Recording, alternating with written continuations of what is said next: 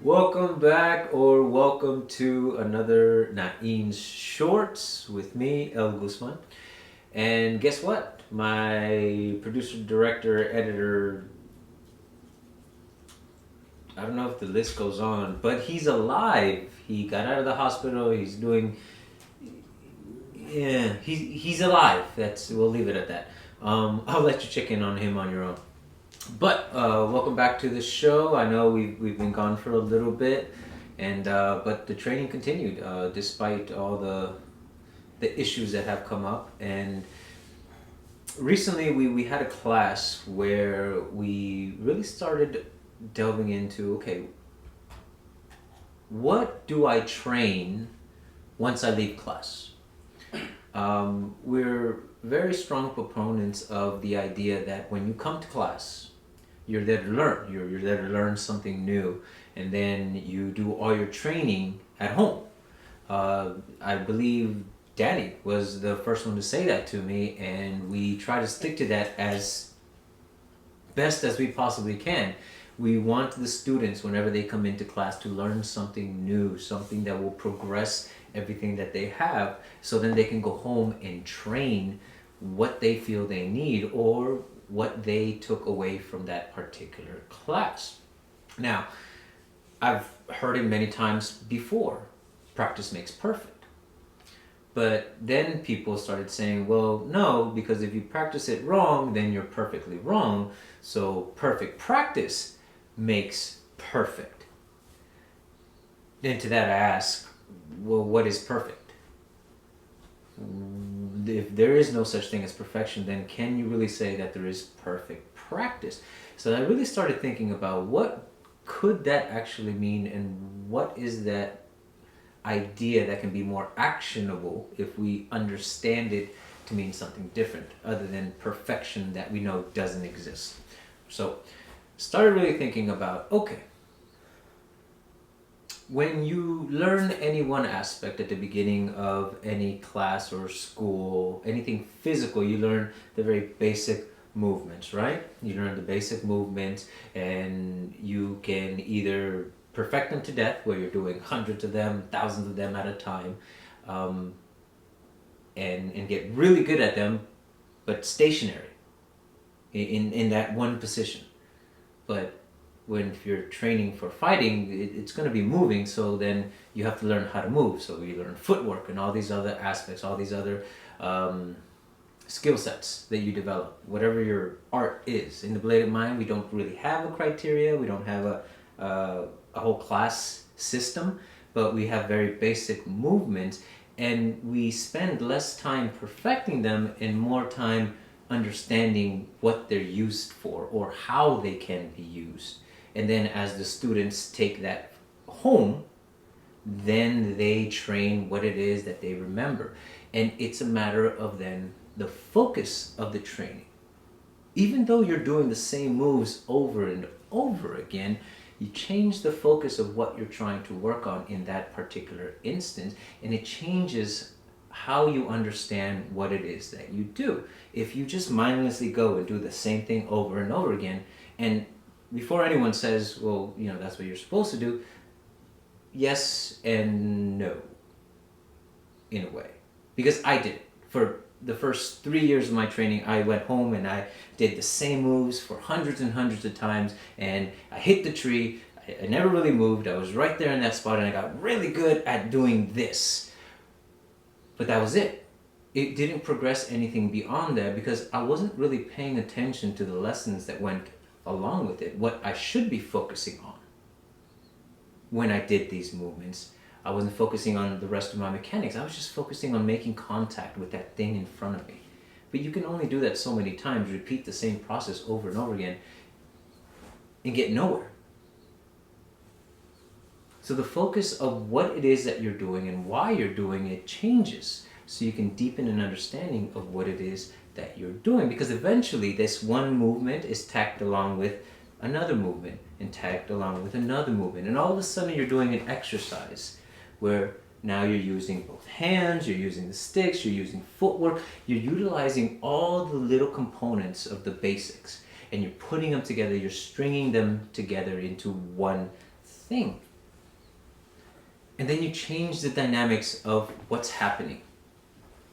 You change the focus of the idea. And I want to give this example because, again, this came up because of the last class that I just had with one of our students. Now, it was a very simple idea.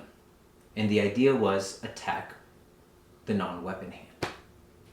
And only the non-weapon hand. Which means you get to that side, the weak side, if you want to call it that, the live hand, and you attack it. More importantly, you continue to attack it. Now, that becomes a very important detail to this particular exercise because, again, it's an exercise. It's not one that we would necessarily have done before. I was actually experimenting with the student to see what we could get out of it. Because here's what happened at the very beginning. He attempted the idea of attacking the weak side, and it was a complete failure. Sure, he moved to that direction, but then we were just doing this circle thing. We were just kind of moving in that little circle. There wasn't anything effective about it, which means there was something missing in his concept, what he was focusing on in reference to being able to achieve it. Now, I could have gone one of two ways.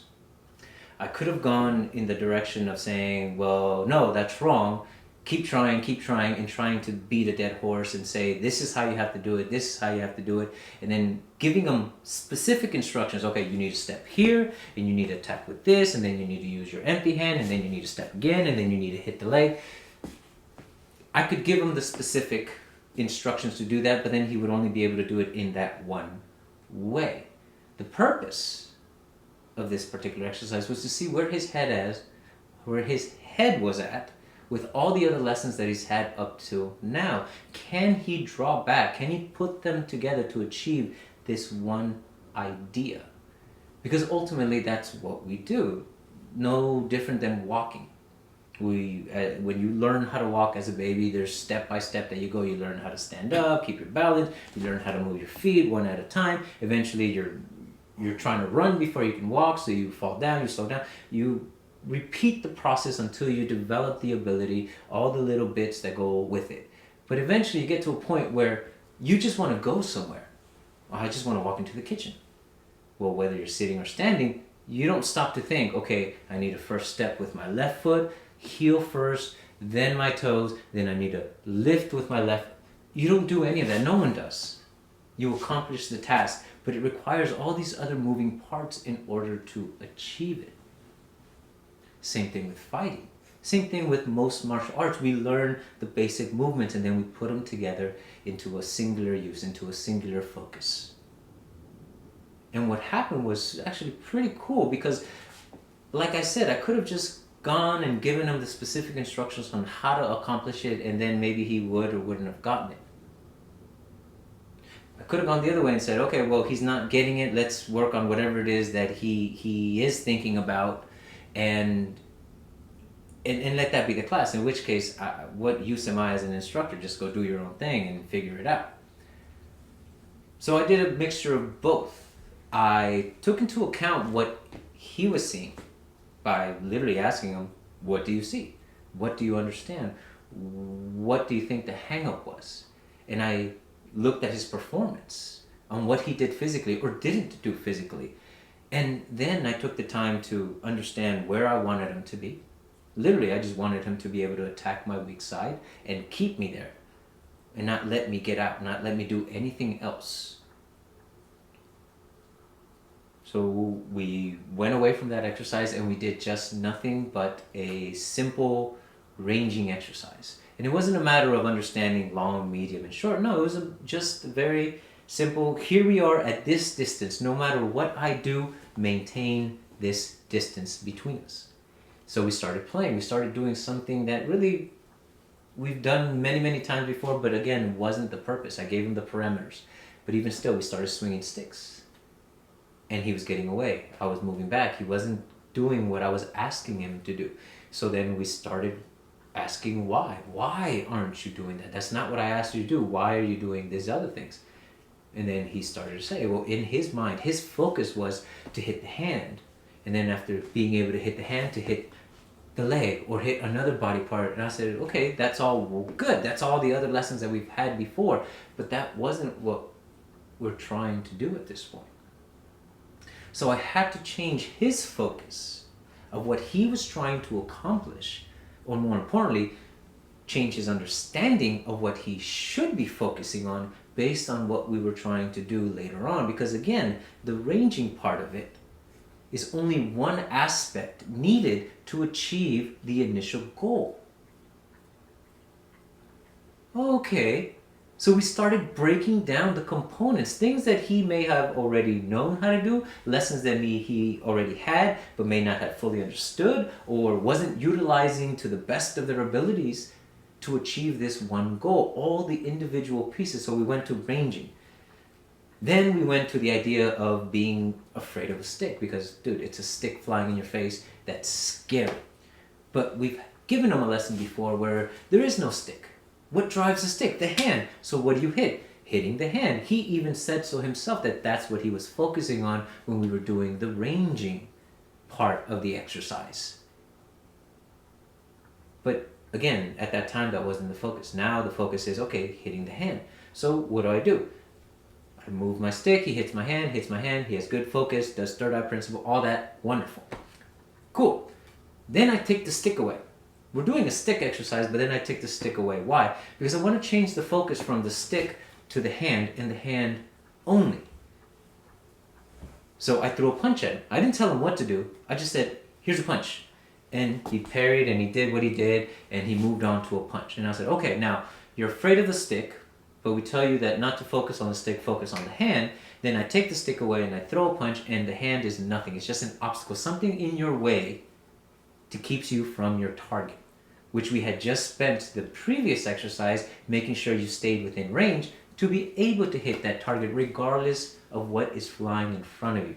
Now, why does that become important? Well, because if you're going to attack the weak side, this empty hand is going to be there. Eventually, this stick is going to want to reach and tag you as well. So if you're afraid of the stick, you're never going to get in deep enough to achieve the goal.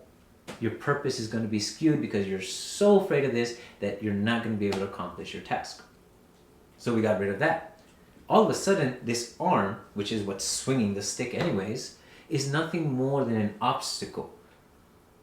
So now he's able to get in close enough. And his live hand automatically starts checking, starts pushing, starts pulling, but I still get away. I'm still able to keep the distance. All right, so this is about the third or fourth time that we try this exercise to attack my weak side, and we worked on some of the components, and he was getting better at it, but he wasn't quite there yet. So what was missing? Well, we went back to the same thing. He got to the right side, or my left side, but then he was just doing these steps. He was going in a circle. And I said, okay, so now let's work on the idea of footwork. Sure, you have your ranging, you're keeping the distance, but your footwork can be far more useful, not just for ranging, but for controlling the opponent's ability to move. Because ultimately, he wants to keep me there. Either he's going to stay close enough to me to continue attacking that one side, or he's going to keep me close to him so he can continue attacking that one side. So then we started talking about the idea of moving forward and backwards. Not stepping in as in a deep lunge, but stepping in as a casual walk, which is again another lesson that we've given him before individually, but now I'm asking him, I'm pushing him to utilize these ideas to accomplish one goal. The focus of the class is to see where his head is at. Does he, can he, will he use all the lessons he's had this far to achieve his goal? And if he cannot, why? Why can he not? By the end of the class, he smothered the hell out of me. I couldn't move. He even had both of my hands wrapped in his, and he was just going crazy with the stick, keeping me on the side he wanted me. I couldn't move. Even though I tried to fight it, I was done. It was over. It was beautiful to watch. The reason being is that the focus was for me to get him to achieve that. But in order to do that, I couldn't just keep pushing and pushing and pushing the same idea. I had to figure out where his head was so I can then guide him towards the direction I needed him to go, and hopefully he would understand enough to accomplish his goal. Ultimately, how does this lead to training? Well, that's what actually started the conversation, because he himself said, now I know what to focus on in my training. And that was a very proud Papa moment for me, because he understood all the components needed to accomplish his task to the degree that he could criticize himself and say, I need to work on this bit. I need to work on being able to walk more fluidly and not lunge in so deeply. I need to trust that I know all this other stuff, because my live hand was just going crazy. Even though he may not have been conscious of the live hand doing its thing as an individual piece, but rather part of a whole. The entire focus was him to accomplish that idea, and he did so, but we had to break it down individually. So there's nothing wrong with going home and practicing the same move over and over again, as long as your focus isn't the same for every single time that you do. Maybe at one point it is accuracy. Maybe the next one is speed. Maybe the next one is power. Maybe the next one is to use all three, accuracy, speed, and power at the same time. Then it's to do all that with footwork. If your footwork sucks, well then maybe you work on just footwork, and then you put it back into it. Because eventually all this stuff, and you've heard it many times before for the people that train on a regular basis, no one ever fights this way. Which means we need to bring our training as close as we possibly can to the way people fight. More importantly, the way you, the individual, would fight. And for the bladed mind, it's always going to be flow. It's always going to be off the cuff. We can't think of 2 or 3 steps down the line, because guess what? If the first one doesn't work, how is the second or the third? But if we're constantly just focused on the general idea of what we want to accomplish, the how, the when, that's going to develop as it goes along. So we need to push ourselves, in my opinion, to be able to adapt to the changes that go on, and that requires changing the way we train. And maybe not the way we train, maybe just what we're training and how we go about training those things, because eventually all those little aspects, all those individual pieces are going to be needed to accomplish one goal, which is to survive a fight, either by knocking the guy out, getting enough space to run away, or heaven forbid, ending that person's life to save your own or someone that you love. An extreme, yes, but it is why we train, so we don't ever have to be there. So maybe we have more options to run away, or we're just good enough to knock that guy out. But what focus you give on training, in my opinion, will make the difference of how well or unwell you'll be able to use that part, that one piece, that one idea or concept on the fly, on a regular basis, when you need it. So that was what developed after that class. It was a fun class. Thank you very much to the student, because I used you as an example and you did great. Now, I understand this is much harder to do with a large group of people. On a one-on-one class, much easier. Not that it is an easy thing to do, because it requires a lot of other ideas behind it to be able to accomplish understanding the person in front of you so well that you can get them to walk towards the idea that you want them to, or you need them to, or that you believe they should do, without letting your ego get in the way of saying, this is how it has to be done. Because that could be detrimental too. And if you're wondering what I'm talking about, watch the previous 60-something episodes, because they all kind of encompass everything that I just talked about now. And then you can put it together yourself. Again, just ideas. These are the things that I think about, and these are the things that I want to share with people, because hopefully something is triggered in you and you can elevate your training to a different degree, maybe a degree that you didn't think possible, or maybe it reminds you of something that you may have forgotten or haven't practiced in a while, and here you are with the opportunity to be able to bring it out again and make it better. Okay, so before I go, one last thing. August 14th, Sijo Johnny Oliva at Twin Dragon Kung Fu Academy, that's 151 Old Country Road in San Carlos, is having a t-shirt seminar the 14th of August. It is $50 per person, and it's going to be a 4-hour seminar of nothing but t-shirt techniques, from taking it off to prepping it to defense against the knife, defense against punches, traps, striking. I mean, again, I can't recall any other time that I've seen a seminar specifically on shirts, and every time I've seen Johnny do his thing, oh my God, it is one of the funnest and coolest things you will ever see. So look out for that, be there, and until the next one. 3, 2, 1, cut!